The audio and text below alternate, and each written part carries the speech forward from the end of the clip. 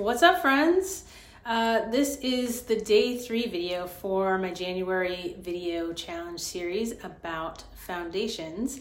And I thought I would zoom out a little bit and just talk to you about the framework for my business. And one of the meta lessons for you in this is that this is a work in progress. This is a framework that I learned from my business coach, Rachel Rogers, shout out, also the inspiration for this challenge. And so this is what I've come up with, and it might change a little bit in the future. But when I took a deep dive into everything that I've done throughout my business career, these are the things that really stand out. So the lesson for you in that is progress, not perfection, right? I know a lot of people who don't want to take action. They don't want to share anything until it's done and it's perfect. So don't do that, because you don't really learn and figure things out until you get them out into the world. So I want to just share with you where I'm at right now. And I would love to know your reactions, questions, comments, concerns, aha moments that this gives you. And don't forget to, if you think of that one person who really needs to see this, don't forget to share that with them. Okay, so the theme, the overall theme is foundations, and there's 3 sub-themes that go into that. And so those are mindset, which I talked about in the first 2 videos. And the next one is service, and I'll talk a little bit more about what that means. And the next one is technology, because you can take the girl out of web development, but you can't take the web developer out of the girl, apparently. So these are kind of the 3 sub-themes. So we've been talking about mindset, and I talked in my very first video about just like getting your belief, right? Just figuring out that you can actually do this and really believing it so that you'll take the action. And then in my day 2 video, I talked about pivoting and how you don't have to be stuck doing the same thing in your business. You can actually pivot, and you don't have to throw the baby out with the bathwater. You can use all the things that you've learned up until then to kind of be the support for the thing that you go and do, which might be really different from what you did before. So those are 2 things I talked about under mindset. There's a few other things that are important about mindset. One is your why. I call this one Wise Up to Your Why. And that's super important. You probably heard about the book Start With Why, and you probably, I mean, if you follow any successful person who's done something there, and especially coaches, they're going to talk to you about this. If you don't understand why you're doing something, then you're not going to push through when things get challenging. So the second thing is what I call get your mind right. Okay. And so this has to do with like just getting a success attitude. Understanding that there's going to be challenges and it's going to be hard, but you need to know that going in, and you need to determine that, yes, you are going to keep pushing until you are successful, until you get where you want to go. And then the last one is define your daily direction. Okay, so this is like the North Star, the roadmap for where you want to go in your business, and it keeps you, when you're sitting in indecision and you're trying to figure out what to do, your daily direction is what helps keep you on the right path. You can look at it every day and know, like, oh yeah, this is why I'm doing this is what I'm headed for, and this is what I need to do to get there. Okay, so those are the broad strokes of the mindset sub-theme. Okay, so the next one is service. So in service, we have your offer, crafting your offer, okay? And this is different, this can be different from what you actually deliver.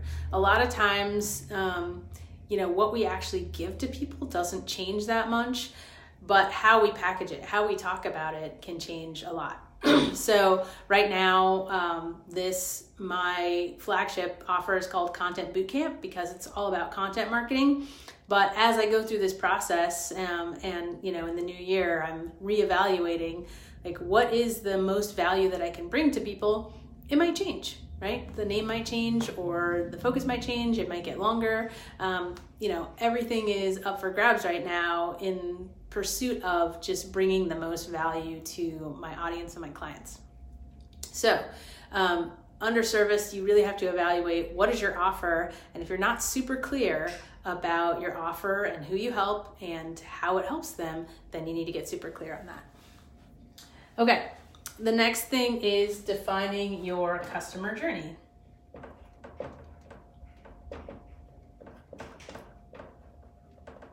All right, so how do people find you? How do people actually become your customer?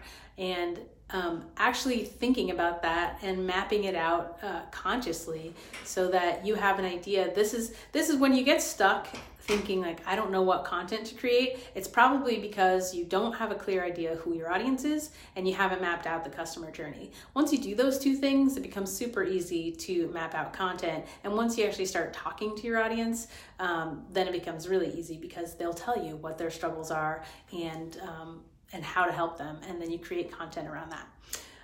Okay. And then the last thing is creating your content, okay, which flows right out from doing this other step, okay? So that's sub-team number 2 about service. And then the last thing is technology, because it's 2020, we're in the internet age. You can't really run a business effectively without technology. I mean, you probably could, but that's not who I'm talking to, so we're gonna talk about tech. So where you're at right now, you've got some technology probably working in your business, and the first thing you want to do is survey your systems. Oops. Okay, and what does that mean? It means you want to take stock of what are the systems in your business? What's the technology that you're using right now? And how does that work together in your business? Or does it even work together? Maybe you've got a bunch of pieces and parts that don't really make a system.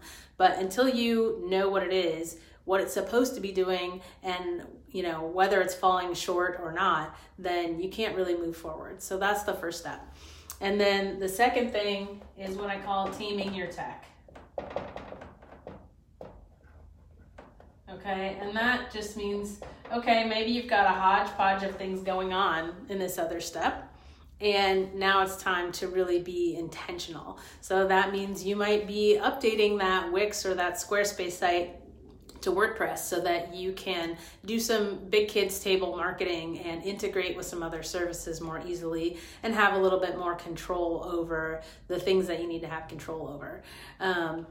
It means you might be switching from that free MailChimp account to doing your email marketing to something like ActiveCampaign, which offers you a lot more power and flexibility and the ability to automate and really react based on how your audience is behaving and what content they're looking at. So taming your tech is really about like taking these systems, figuring out your customer journey, making it so that your tech supports creating and displaying the content that you need to put in front of people at the right time. So that's the taming your tech. And then the last thing is what I call automating your assets. Okay?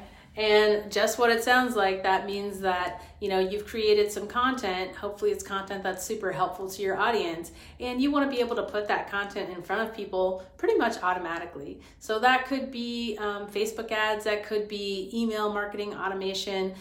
It could be a lot of different things, but really figuring out what that system is going to be and building it out. And then you can start really driving people sort of into your ecosystem and know that they're going to get the right messages at the right time.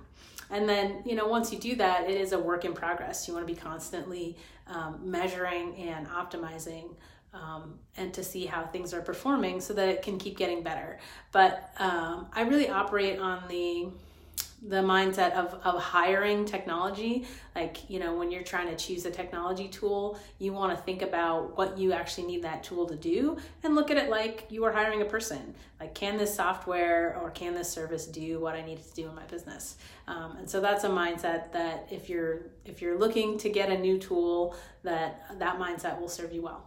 So this is the overall framework as I've created it so far. I would love to know what you think of it, if this gave you any kind of aha moments about your own business and how this might fit into your business.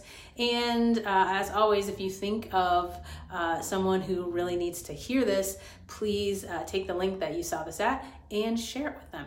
All right, thanks for watching, and I will see you tomorrow.